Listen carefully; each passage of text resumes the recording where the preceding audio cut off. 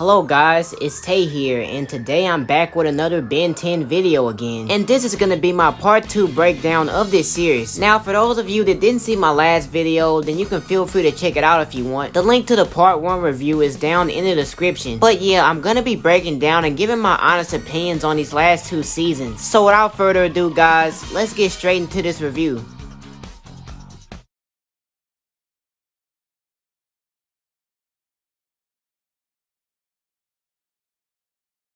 So our first episode in season 3 starts off with Ben and Gwen arguing because Ben didn't buy Grandpa a cake since he's turning 60 in this episode. But then out of nowhere, a portal opens up with a future version of Gwen coming through, and she swipes her, and then Ben follows them through the portal.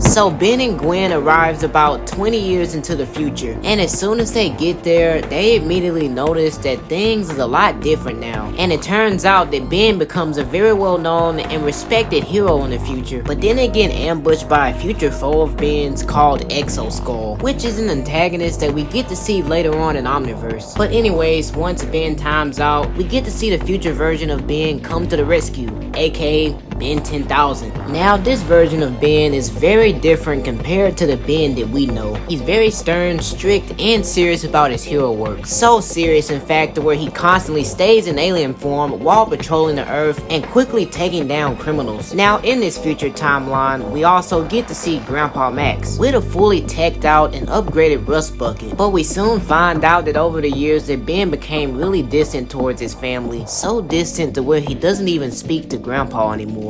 You coming, Grandpa? No. You haven't needed my help for a long time. But in this episode, we also get to see previous villains in this future timeline. Villains such as Dr. Animo. And the fact that Dr. Animo eventually winds up with a gorilla body at some point just works really well and fits his character description. So we get to see an all-out fight between future Animo and Ben 10,000. Now to me, this fight sequence was pretty cool to watch because we got to see some aliens that Ben hasn't turned into yet. Aliens like Spitter and Buzzshock. But during this episode, we briefly get to see the Galactic Enforcers again. But then shortly afterwards, Dr. Animo opens up this pod and brings Vilgax back to life, because it gets revealed that Ben literally tore apart Vilgax at some point. Now for what reason? I really don't know. But whenever future Ben arrives to stop Dr. Animo, he immediately encounters the newly improved Vilgax. And now he's programmed to know every move that future Ben is going to make. And no matter what alien he transforms into, Vilgax defeats all of them. But whenever it seems that all hope is lost, Ben reminds his future self that his aliens is not the only thing that he has at his disposal. But once Vilgax gets ready to finish them off, we get to see a green flash. And it shows that future Ben has now turned back to human. And right after he toys with Vilgax for a little bit, he turns into a new icebound alien, which he then names Arctiguana. So Vilgax gets defeated, and now it's time for Ben and Gwen to go back home. But not before future Ben gives him this mystery box. So my thoughts on this episode is that it was really great. I enjoyed the overall message, and I really enjoyed the action too. I really like the new aliens that we got to see in this episode, as well as the old aliens, but just with the future redesigns. But anyways guys, that's about it for this episode. So, in the second episode of this season, Ben and Gwen goes to this mall, and while they're there, Gwen discovers this interesting show that she wants to go see. And when the show starts, we get introduced to the host, and his name is Subliminal. Now, Subliminal's whole trick for this show is that he can apparently hypnotize people. But when Ben sees this, he thinks that the show is complete bogus. But whenever Gwen prompts him to be a volunteer, Ben gets hypnotized and utterly embarrassed on stage. And Gwen has all of this filmed on video. But after that, things take a sinister turn whenever he hypnotizes Ben again, but only this time for a very nefarious purpose, because he has Ben steal all of these parts from the mall, including the clock motor too. But every night, Ben unconsciously goes alien and robs the mega mall for Subliminal, along with the innocent civilians that he mind controlled as well. But then Subliminal decides to hypnotize everyone at the mall so that they can do his bidding. And in the midst of this, Gwen and Grandpa gets controlled too, so he turns into Wild Vaughn to stop Subliminal and free Gwen and Grandpa Max and everyone else from his control. So my overall thoughts on this episode is that it was good, it was enjoyable to watch, and although this wasn't one of the best episodes, I really liked the fight sequences and the transitions. I would definitely say that episodes like this is a type of episodes that you'll watch about once or twice, but still enjoy it at the same time. But overall, this was a pretty solid filler. But now with that being said, it's time to move on to the third episode. So in this episode, we get to see the return of Charmcaster. And this time, she's here to switch bodies with Ben so that she can gain the power of the Omnitrix. But due to some interferences, she accidentally switches bodies with Gwen. So we get to see Gwen in Charmcaster's body and Charmcaster in Gwen's body. And since they swap now, Gwen goes to prison due to Charmcaster's crimes. And while Charmcaster is out posing as Gwen, Ben immediately notices that something is off with her. Meanwhile, Gwen finds a way to break out of prison with Charmcaster's powers, but eventually Gwen reveals to Ben Charmcaster's scheme to get the Omnitrix, and then Charmcaster attempts to use the body swap spell again, but it ends up going wrong, and this time Gwen and Ben switches bodies, which was an interesting swap this time around. Now personally, I never really found myself going back to this episode and rewatching it multiple times, not implying that it was terrible or anything, but it just wasn't the best episode to me. But towards the end, of course, Ben and Gwen switches back and then they take down Charmcaster. So this overall episode was okay. I just wish that they would have done a little bit more with the whole body swap situation. But I did like the chase scene we got to see earlier on. And so far with Charmcaster on the other hand, I think this could have been her chance to have a proper character arc. But unfortunately, they just took the generic route instead. But that's my thoughts and opinions on this episode. And now it's time to move on to the next one. So in this part of the video, I'm going to be talking a bit about the alien werewolf. But as always, if you guys want to view these parts individually, then all of the timestamps are down in the description. So with that being said, let's get straight into it.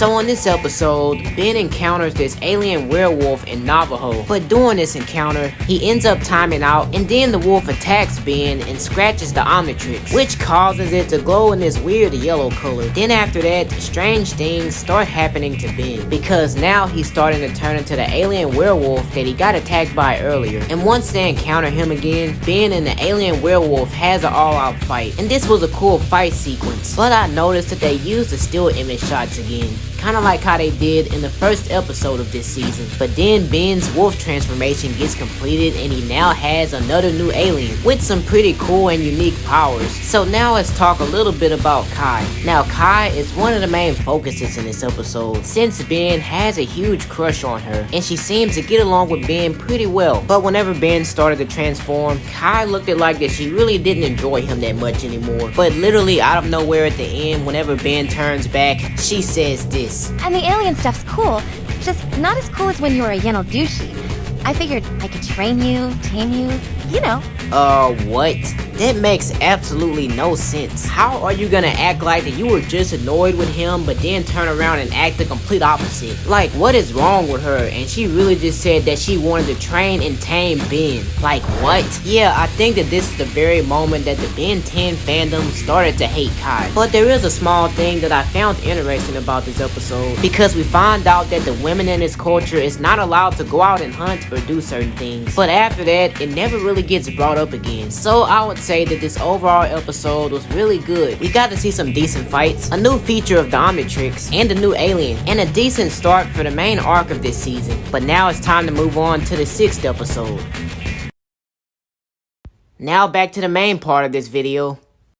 So in episode 6, Ben and Gwen ends up getting stuck inside of the Sumo Slammer video game, and once they end up there, they encounter some pretty cool things. But the big problem is that they only have one life left now, and to make matters even worse at that, all of Ben's alien icons are now scattered across the game. So Ben and Gwen must find a way to make it to level 13 and retrieve the upgrade icon without dying, which to me was a really fun and interesting plot for this episode. And speaking of interesting, we get to see some Sumo Slammer characters. So first, we get to see Ishiyama, which is the main character of Sumo Slammers. So the next Sumo character that we get introduced to is Kenko. And Kenko is the big bad of the game. And apparently, he can shapeshift into anything. But Kenko's plan is to steal the upgrade icon and escape the game and take over the real world. But something that I found kind of cool is that we get to see Grandpa Max go into the game to help Ben and Gwen defeat Kenko. And even in game, Grandpa Max still has some serious skills. But towards the end, Ben gets the upgrade icon back and he defeats Kenko and teleports himself and Gwen back to the real world. So this overall episode to me was very cool and interesting. I really liked the fights in this episode as well as the overall concept and style too. And speaking of the style, I thought it was quite interesting how they designed Ben, Gwen, and even Grandpa Max in this, as well as the sumo designs for forearms and cannonball. And so far with the actual Sumo Slammer characters, I think that it was quite cool and interesting to see Ishiyama and Kenko for the first time. But overall, this was a pretty cool and interesting episode. And with that being said, it's time to move on to the next one. Now it's time to talk about a very interesting episode.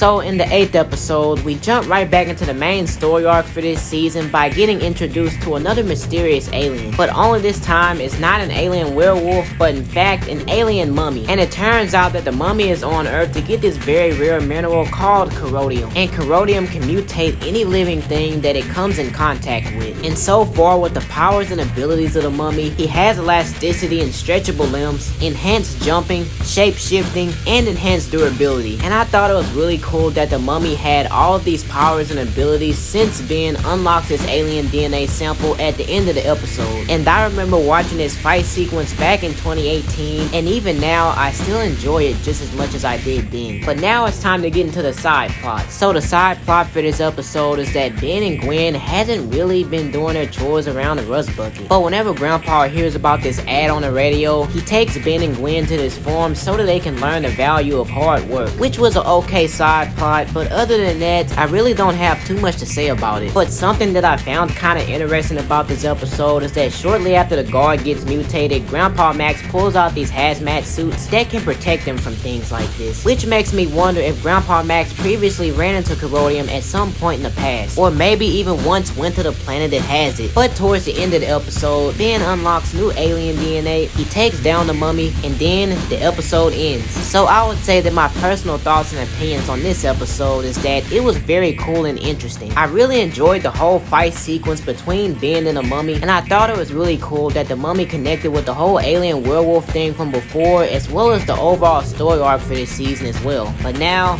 it's time to get straight into episode 9.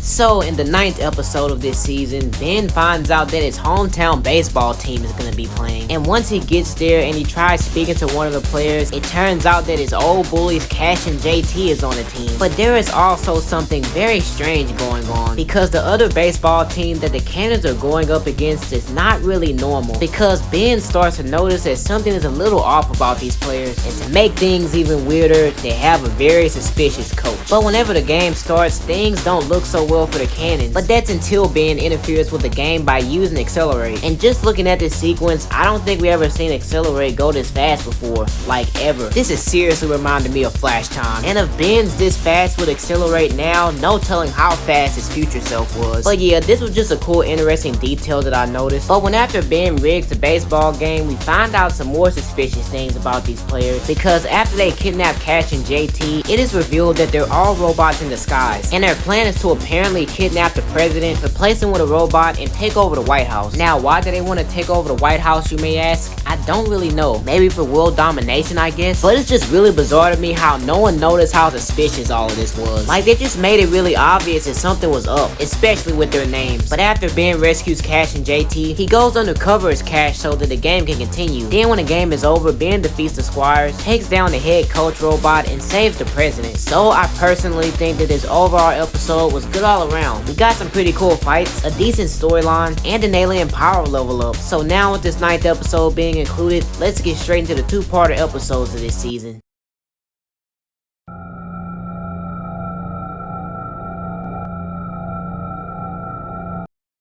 So in our very first two-parter in this series, we get to see the return of the wolf and the mummy, and now they're back to finish what they started. So throughout this two-parter, we get to see them trying to resurrect their master, and turns out that their master is actually Zs'Skayr, aka Ghostfreak, and now he's back to consume the entire earth in darkness. Now for starters, this plot wasn't half bad, because we got some serious stakes for our main characters to overcome, and honestly I think that this overall plot and concept was done really well. So now let's talk about the good, the bad, and the okay of this two-parter. But first, let's talk about the good. Now, personally for me, I really enjoyed seeing the return of Ghostfreak, since last time he was such a creepy and dangerous foe for Ben to take down. And with him being back, the stakes is even higher than before, because this time his plan actually works to where everyone and everything gets mutated by the corrodium, with Ben, Gwen, and Grandpa having to find a way to reverse this. But we additionally have some new aliens like Ben Mummy and Ben Viktor, and personally for me, the name Ben Mummy is kind of but Ben Viktor, seriously? Yeah, I'm really glad their names got changed, but it was really cool seeing the fight sequences with Ben's two new aliens, because it's always cool seeing Ben learn how to use these different powers and abilities. So now with all of the good stuff out the way, let's get straight into the bad. So whenever it comes down to character inconsistencies in this show, Ben is very guilty of this sort of thing, because now he's back to being really cocky and arrogant and full of himself. So full of himself to where he constantly belittles Gwen and Grandpa all throughout this two-parter. And this is a problem that the show tends to fall back into from time to time, because sometimes it feels like that Ben regresses back on his character a little bit. Some may argue a lot, but I don't think it's super bad like how everyone makes it out to be. And don't get me wrong, there are plenty of moments to where Ben is just a straight up unlikable jerk, but honestly he wasn't as bad like how he be in some other episodes. So last and certainly not least, let's get into the okay part. So whenever we first get introduced to our new character, Dr.Viktor, he's somehow in human disguise and is posing as a NASA scientist. But of course we later find out that Dr.Viktor was behind the purple lightning the whole time, and I would say that Dr.Viktor had a pretty cool and solid introduction. But besides that, he doesn't have too much going for him, because it seems that the only main two purposes that he serves is to bring back Ghostfreak and to cause Ben to unlock a new alien DNA sample. But still, Dr.Viktor's introduction was still pretty good. So in my personal opinion, this was a very cool two-parter. We got to see some very cool fight scenes, payoffs, and so on. I genuinely think that this two-parter was very underrated and definitely deserved more praise, because despite some of his flaws, it was still something very special and unique. But anyways guys, that's about it for this two-parter.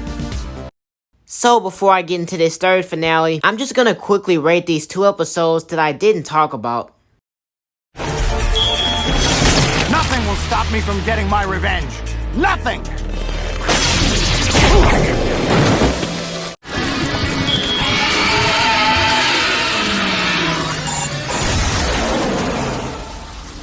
Okay, well, so much for the bronze.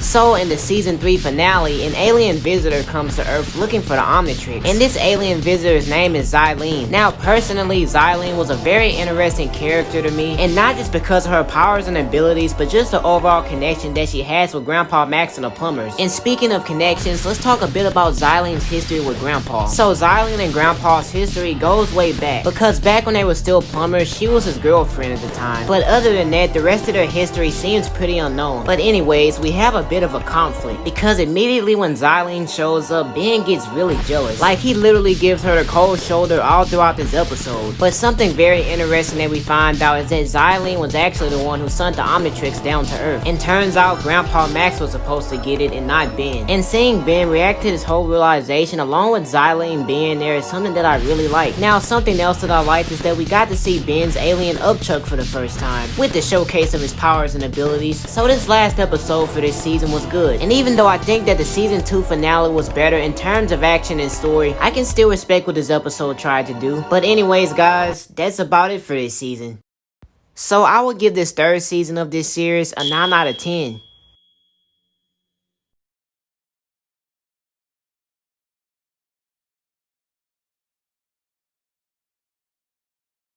So in the first episode of this last season, Ben starts to notice that something is a little off with his Omnitrix. And also, things are a little different, like Grandpa Max fixing normal breakfast and Gwen being really nice to Ben. You know, things like that. But then out of the blue, we get to see the return of 6-6 and Volcanus. And they're there to, well, they're just there. But anyways, he fights the two of them while the girls on the school bus is cheering him on. And after he defeats the both of them, he just continues on with his day. And the rest of Ben's day turns out pretty well. But whenever a truck drops a load of Sumo Slammer games, Grandpa Max encourages Ben to take it and not return it, which is a very out of character thing for Grandpa Max to do. But we soon find out that these two is not Gwen and Grandpa Max, but in fact fake digital copies that was programmed to keep an eye on Ben. But then the real Gwen and Grandpa takes Ben and explains to him that he got jumped and kidnapped by the Forever Knights, and Ben is currently hooked up to a dream machine while the Forever Knights try removing the Omnitrix, which was an interesting concept to see for the first time since we never really seen the show do this before. But something else that I found cool about this episode is that we kinda got to see some returning characters like Lieutenant Steel, Vilgax, Kevin, and some very monstrous looking versions of Cash and JT. And even though these wasn't the real versions of the characters, it was still really cool to see. Now part of me really wishes that we actually got to see the real Lieutenant Steel again. Like, it would have been really cool if he made about 2 more appearances in this series at the least. But something very interesting to me is that they brought back the whole Ultra Band concept from the Galactic Enforcers episode in season 2. So overall, this first episode was really good. We got to see some really cool, interesting fight sequences, some new unique concepts and elements that we haven't quite seen before, and a teaser for the new big bad for this final season. So yeah, that's just about all of my thoughts and opinions on this first episode. But now, let's move on to our second one.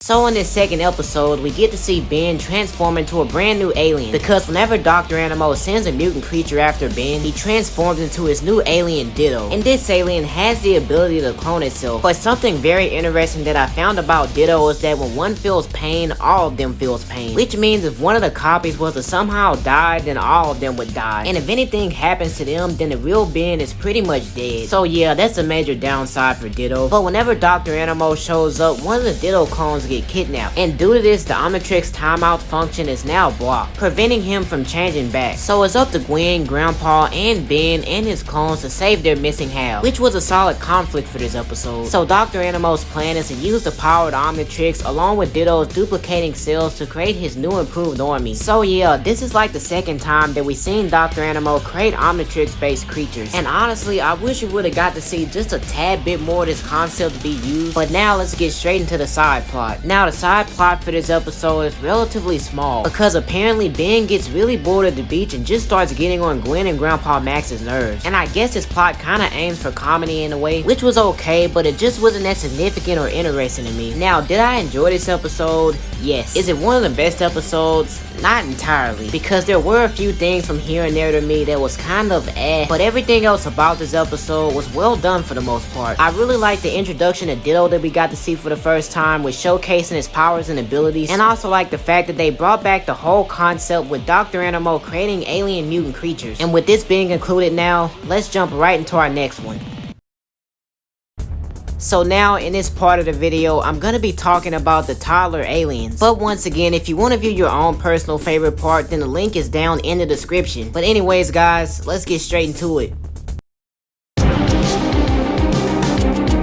Now in the third episode of this season, some very strange things start to happen, because Hex is now returned and is seeking out the Fountain of Youth. And whenever they try to interfere with his plan, they end up getting thrown into the booth with the water still in it, which causes the both of them to get younger. But not only that, but Ben's aliens get younger as well. And I really like the fact that we got to see this concept get used for this episode, because it was a very familiar concept that we've seen before, while also being a fresh and new one at the same time. Now at the beginning of this episode, we get to see a bit of Grandpa's struggles with being older, but whenever he becomes a kid, he immediately gets super stoked about it and doesn't really want to go back to how the way he was. Now when Ben gets affected by the water, there's not too much of a difference with him, besides the fact that he's a little bit more whiny now since he is like 4 to 5 years old. So now let's quickly talk about the Fountain of Youth guardian Hector. Now based on the inscriptions that were shown at the beginning, Hector was born in the year 1506 and was charged with guarding the Fountain of Youth for eternity. And I found this to be a very interesting backstory for this character. But Hector later on mentions that him staying young is not all it's cut out to be, because he's been unable to start a family and live a normal life. So although Hector was just a one and done side character for this episode, it was still cool that he got the screen time that he did. So now let's talk a bit about the Toddler Aliens. So in my personal opinion, the Toddler Aliens was the most funnest part about this episode, because just seeing these small little aliens in action on screen was something very funny to me. And also I think this shows just how much range the Omnitrix has, because it seems like no matter matter what state the wearer is in, the Omnitrix always find some kind of way to adapt. But something that we get to see towards the end of this episode is Baby Heat Blast going supernova. And if Baby Heat Blast can produce that much power, then no telling how much the regular one can. So overall, I really enjoyed this episode. I really like the concept that was used, and I really like the fight scenes that we got to see too. But yeah guys, that's about it for this one. Now here's my personal ratings on these 2 filler episodes of this season.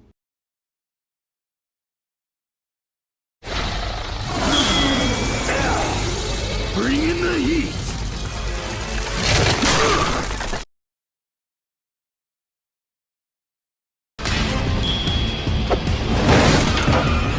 Who needs water when you've got jaws that can rip through steel?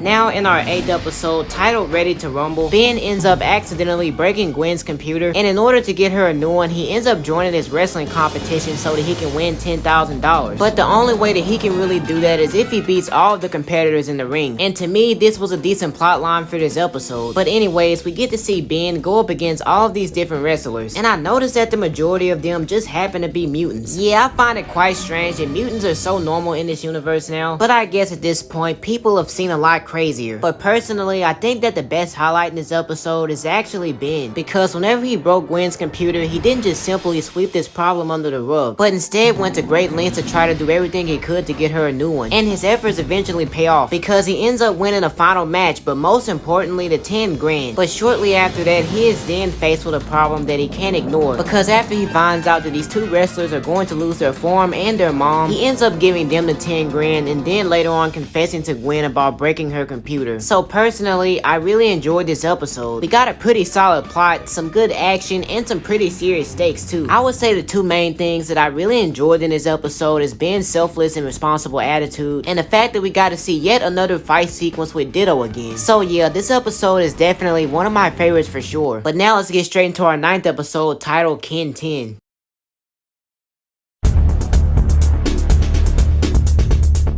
So in this episode, we are back in the future with Ben 10,000, but only this time 12 years have passed since then. But after he defeats Volcanus and sends him to the Null Void, he speeds back to his headquarters. And this is the part to where things get really interesting, because whenever Ben arrives at his headquarters, it is revealed that he now has a son named Kenny. And for his 10th birthday, Ben gives him his own Omnitrix, along with his own set of 10 aliens that he picked for him. Now this episode was really interesting to see because we got a chance to dive deep off into this futuristic setting again, but just with some new concepts and elements behind it. Now I really like the fact that we got to see the future versions of Gwen and Grandpa Max in this episode, as well as some entirely new characters as well. But the overall plot and conflict is that Ben is having a hard time taking Kenny seriously, and therefore doesn't let him do anything on a battlefield, which really starts to frustrate Kenny so much to where he storms off on his hoverboard. And this is when he then meets Devlin, which is the future son of Kevin 11. And similar to how Ben and Kevin first met, Kenny and Devlin befriend one another. But later on in this episode, things get really crazy whenever Kevin gets released from the Null Void. And it's very crazy to me how different this Kevin turned out compared to how he does in the Prime timeline. So Kevin, or should I say Kevin 11,000, mutates into his amalgam form and fights Ben. And I personally think that this was a very action-packed fight between the 2, and one of my favorite fights of all time. But later on, Kevin gets the upper hand on Ben by knocking him unconscious. And right when he gets ready to finish him off, Kenny uses gray matter to hack the Omnitrix so that he can use master control. And this throws Kevin off for a little bit, but eventually his plans to stop him fail. But things get really serious whenever Kenny gets hurt, because this absolutely enrages Ben, which causes him to mercilessly crush Kevin with Way Big. Then after that, Kevin gets sent to the Null Void again, but not by Ben, not by Kenny, but actually by his own son Devlin. So yeah, very much like the first Ben 10,000 episode, this was another good one in my opinion. I really enjoyed the action-packed fight sequences, and I really enjoyed the overall father and son conflict, because we see Kenny wanting to follow in his father's footsteps, but feeling like that he's not really given a chance to prove himself, while Devlin on the other hand just wants his father's affection, but is ultimately devastated whenever his father reveals his true colors. So yeah, I really like those conflicts, and it made this episode really engaging to watch. But yeah guys, I guess that's about it for this episode. Now it's time to get into our last and final 2-parter of this OG series. So on our second / final two-parter episode, we get to see the return of all of Ben's past villains. Villains like Clancy, Rojo, Charmcaster, and many others. And they're all being led by the new big bad, which is the Forever King. And his plan is to get a hold to this sub-energy and become an all-powerful being with it. But meanwhile, in this two-parter, we get introduced to a new character named Cooper. And he's there to help out the team with his unique ability to control machines. But something that I found very unnecessary is that they had a whole side plot with Ben and Gwen fighting over these tickets for this show. But then when it gets revealed that Cooper has these tickets, they spend the entirety of this two-parter buttering him up. And I honestly feel like that the writers could have done without this side plot. And not saying that it's bad or anything, but it just felt a little out of place. But additionally, we get to see Guy get unlocked and getting a brief look at his powers and abilities. So now let's talk a bit about the villains. So the villains in this two-parter wasn't exactly handled the best. I mean, don't get me wrong, it was really cool that we got to see all of these different villains teaming up against Ben and everything. But at the end of the day, it's just a whole bunch of underdeveloped characters cramped up in a room, because none of them really stand out. I mean, appearance wise they stand out, but character wise they just don't. But fortunately, that's not the case for the Forever King, because I would say that he had a pretty intriguing backstory with him being an ex-plumber. But sadly, the big problem that this character suffers from is execution, because although he had a good build up and a good backstory, his potential was still wasted to me. But at the same time, I guess that he was just a one and done villain and nothing more. But regardless of that, it really didn't take away anything for me. So now with our second and final two-parter out the way, let's get straight into our finale.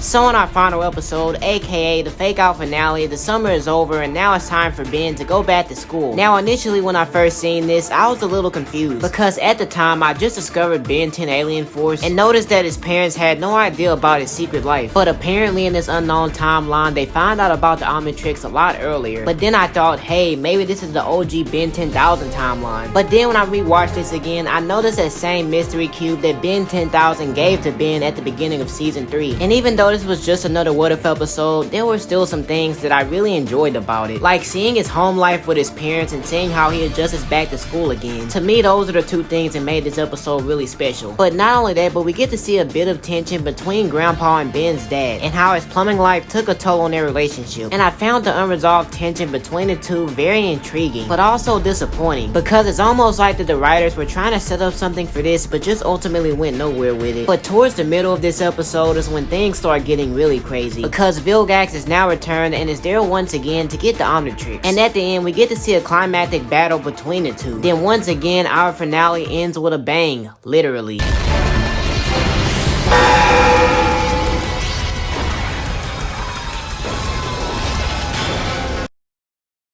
Well guys, I guess that's a wrap up on the entirety of season 4. I really enjoyed this last season as well as this entire series as a whole. And speaking of this entire series as a whole, let's get straight into that. So previously I gave season 1 a 9 out of 10, season 2 was an 8 out of 10, season 3 was a 9 out of 10, and I would personally give this very last season an 8 out of 10. So with all of that being said, I'm giving this entire series a 10 out of 10. Well guys, that's about it for this video. I hope you enjoyed this review. I know it was a really long wait, but I do plan to start uploading a little bit more, and at some point in the future I will be talking about Ben 10 again, because there is a secret that Omnitrix still left to talk about. So yeah, don't forget to like, share, comment, and subscribe. But until next time, I'll catch you guys in the next video.